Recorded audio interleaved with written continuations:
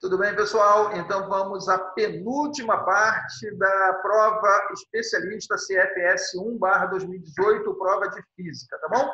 Espero que gostem, bons estudos e até a próxima.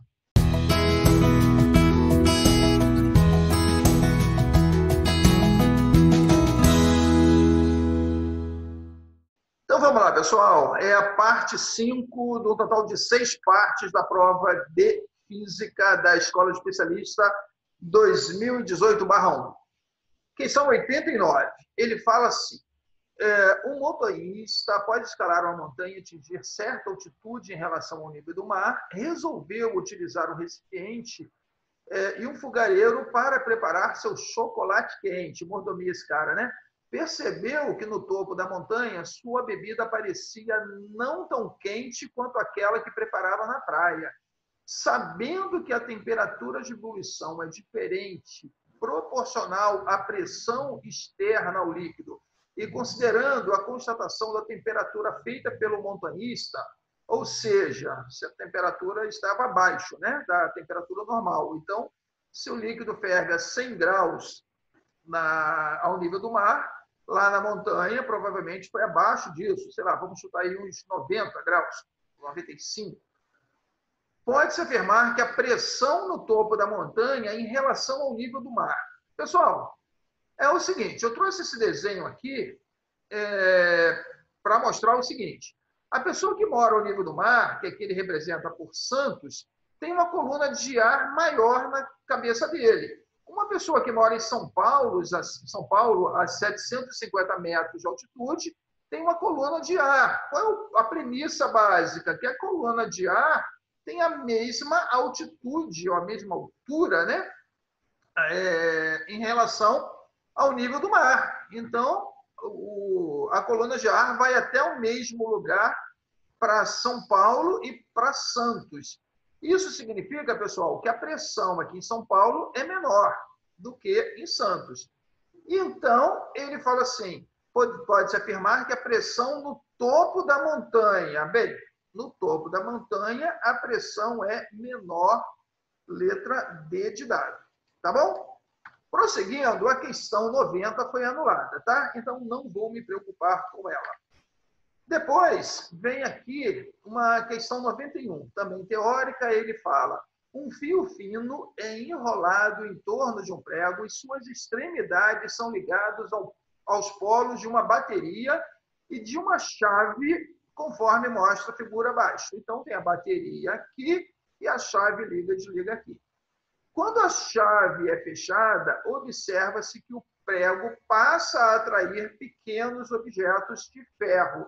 O conceito físico que melhor explica o fenômeno é... Pessoal, essa figura que eu trouxe aqui para auxiliar, ela fala algo parecido com isso. Conforme você tem aqui, vai ligando a chave liga-desliga, passa a funcionar corrente aqui. Você veja que não tem nenhum tipo de ligação, tá? Então, a resposta correta é indução eletromagnética, tá bom? E agora a questão 92. Uma nave espacial de massa M é lançada em direção à Lua. Quando a distância entre a nave e a Lua é de 2 vezes 10 oitava metros, a força de atração entre esses corpos vale F. Quando a distância entre a nave e a Lua diminuir para 0,5 vezes 10 oitava metros, a força de atração gravitacional entre elas será... Pessoal, esse problema ele é muito interessante porque a força gravitacional é definida como constante gravitacional, a massa do primeiro objeto, que no caso pode ser a Lua, vezes a massa do segundo objeto, que é a nave, dividido pela distância ao quadrado. Então, ele dá aqui o valor numérico da distância, mas não deu valor numérico de absolutamente nada além disso. Então, não é um problema para fazer numérico. Ele define a força como isso aqui, ó. Força é igual a Gmzão, Mzinho, dividido por 2 vezes 10 a oitava 10 a oitava metros, tá? Esse metro aqui de cima está se referindo à massa e esse aqui à unidade. Se você observar bem, a massa a distância, quero dizer, segundo a que ele leva em conta, é exatamente o 2 lá de cima dividido por 4, porque a potência de 10 é a mesma. Então, uma saída bastante interessante para esse problema é você não se preocupar com o valor numérico e aí se preocupar com o quê, então? Se preocupar em escrever a distância ao quadrado, entendeu?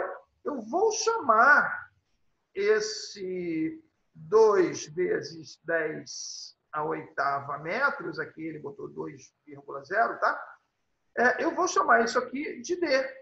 Qual é a vantagem disso, professor? É que o 0,4 vezes 10 a oitava metros eu vou chamar de quê? D sobre 4. Aí você vai ver que vai ficar tudo muito mais fácil, tá? Então, essa aqui é a definição de F.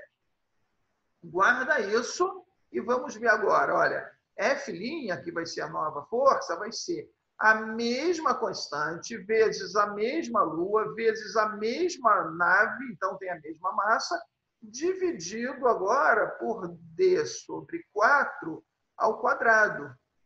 Então, você sabe que vai dar Gmzão, Mzinho, D2 dividido por 16, né? Que eu levei ao quadrado D e o 4. E aqui é a divisão de frações. Eu conservo o numerador, que é o Gmzão, Mzinho, multiplico pelo inverso do denominador. Vai dar 16 dividido por D ao quadrado.